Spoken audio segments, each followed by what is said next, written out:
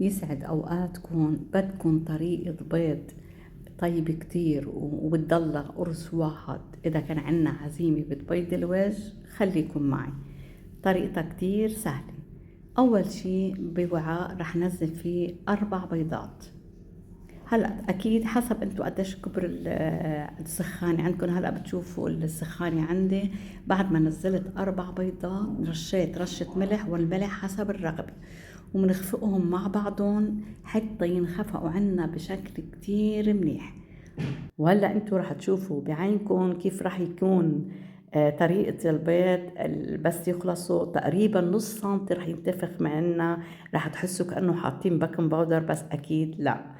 بعد ما خفقناهم بحطهم على جنب، بحط سخانة على النار وبنزل فيها زيت زيتون أو زيت نباتي، بس أكيد نفضل زيت الزيتون لأنه صحي.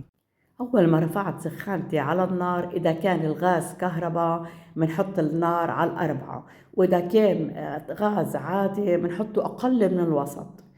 بننتبه شوي لأن ما يحترق عنا البيض. وزعت الزيت بهالشكل، وهلأ بننزل البيض. هلأ بعد ما نزلناه ننتبه ما بدنا نحركه أبدا. بنجيب غطا ومنغطيه ومنتركه تقريبا من 6 دقايق ل7 دقايق. ننتبه كتير منيح نعير الوقت بعصة التليفون أو منبه يكون عنا كرمال إذا بعدنا عنهم ما ننساهن، لأن 6 دقايق مش معقول تكونوا واقفين حدهم.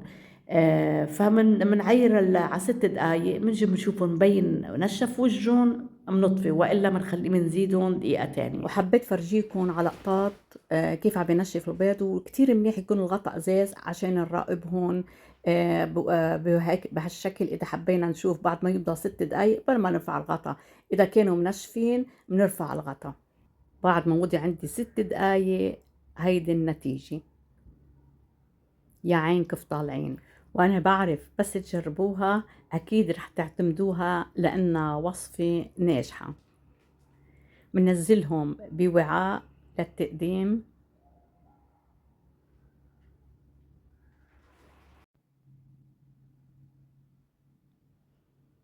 وفرجيكم كمان عن قرب كيف الانتفاخ حتى تشوفوه تتأكدوا. شايفين كيف طالع؟ عن جد غير شكل. وفرجيكم كمان على أرضها كيف محمرة ومش محترقة. وبعد ما خلصنا قبل ما ناكلها بنرش عليها شوية قرفة وبتتناكلها، وبقلكن ألف صحة وهنا عقلبكن. وبتمنى بس تعملوها تكتبولي بالتعليقات شو رأيكم فيها. وبحب أعرف متابعيني الحلوين من أي بلد عم بتتابعوني. وبحب لكم كمان ما تنسوني من اللايك، لأنه اللايك مهم كتير للصفحة ولدعمها.